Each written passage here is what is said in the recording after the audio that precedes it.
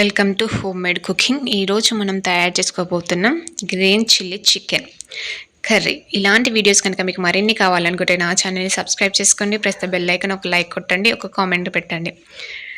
ఈ కర్రీ తయారు చేయడానికి ముందుగా స్టవ్ ఆన్ చేసేసుకొని దానిపైన కడాయి పెట్టేసుకొని అందులో దాల్చిన చెక్కలు, అదేవిధంగా లవంగాలు, అదేవిధంగా 3 యాలకులను వేసేసుకొని, అదేవిధంగా ఒక పెద్ద ఎండుమిర్చిని వేసేసుకొని, అదేవిధంగా కొద్దిగా ధనియాలను వేసేసుకొని ఫ్రై చేసేసుకోవాలి.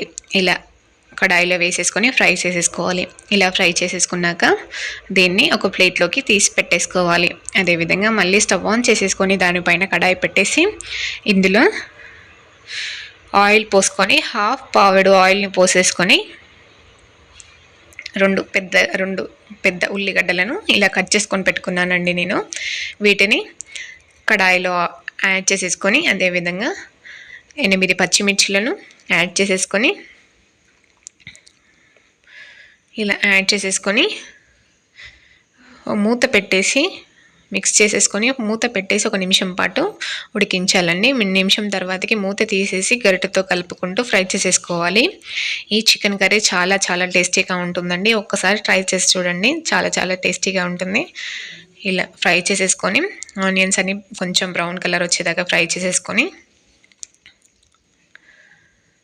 ఇలా ఆనియన్స్ పచ్చిమిర్చిని ఫ్రై చేసేసుకొని స్టవ్ ఆఫ్ చేసేసుకొని దాన్ని ఒక ప్లేట్లోకి తీసి పెట్టేసుకోవాలి.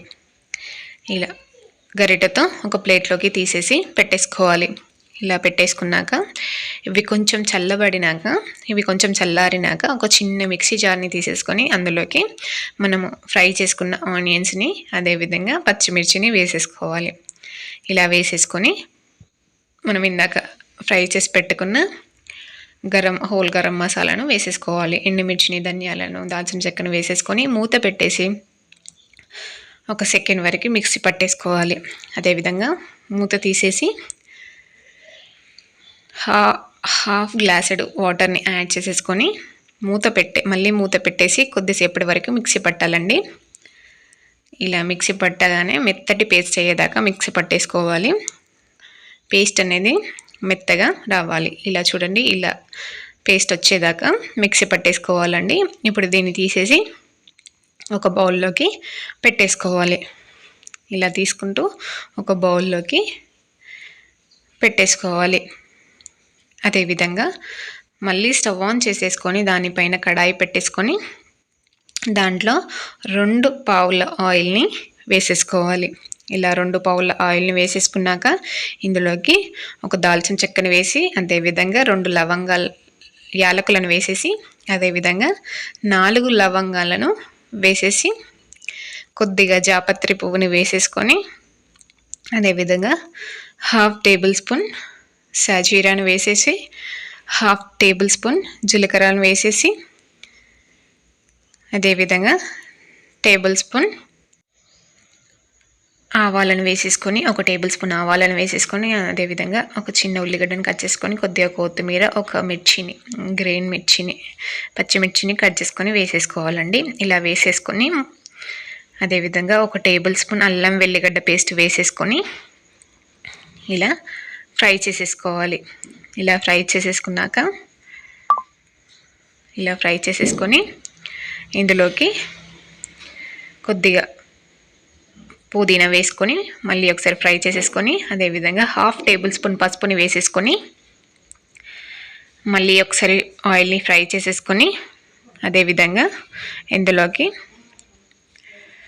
1/2 కిలో చికెన్ తీసేసుకొని నేను ఇక్కడ కడిగి పెట్టేసుకున్నానండి. ఇలా వాష్ చేసి పెట్టుకున్నాను. ఈ 1/2 కిలో చికెన్ని కూడా ఆయిల్లో వేసేసుకొని ఇలా మొత్తం వేసేసుకొని ఒకసారి కలిపేసుకోవాలండి.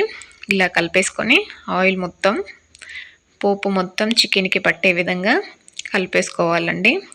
ఇలా నీట్గా కలిపేసుకొని మూత పెట్టేసి ఒక 4 నిమిషాల పాటు ఉడికించాలండి. వాటర్ వేసుకోకుండా మూత పెట్టేసి 4 నిమిషాల పాటు ఉడికించాలి. అదేవిధంగా 4 నిమిషాల తర్వాతకి మళ్ళీ ఒకసారి కలిపేసుకొని, ముక్కకు మంచిగా ఆయిల్ పోపు దినుసులు పడుతుందండి. అదేవిధంగా మళ్ళీ ఒకసారి కలిపేసుకొని మనం ముందుగా పేస్ట్ చేసి పెట్టుకున్నాం కదండి, పచ్చిమిర్చి పేస్ట్ను వేసేసుకోవాలి. మనం ముందుగా రుబ్బి పెట్టుకున్న పేస్ట్ని ఇలా వేసేసుకోవాలి.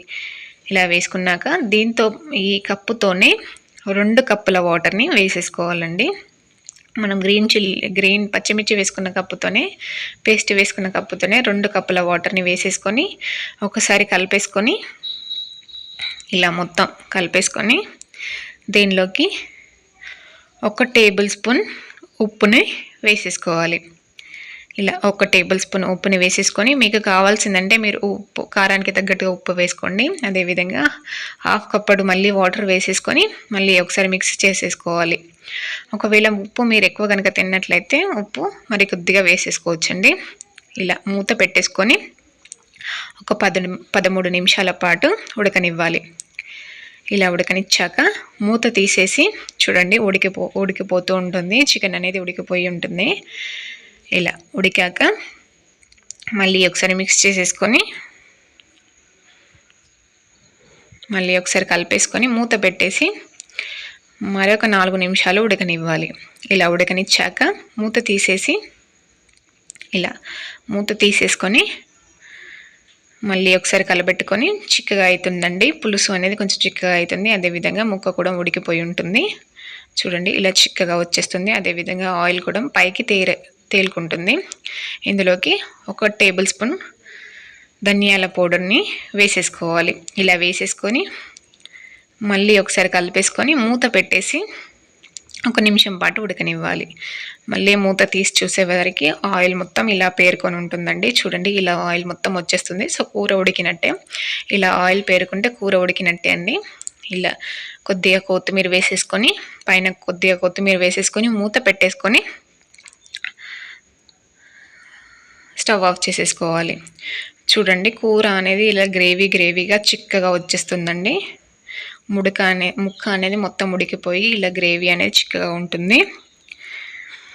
ఈ చికెన్ చాలా టేస్టీగా ఉంటుందండి.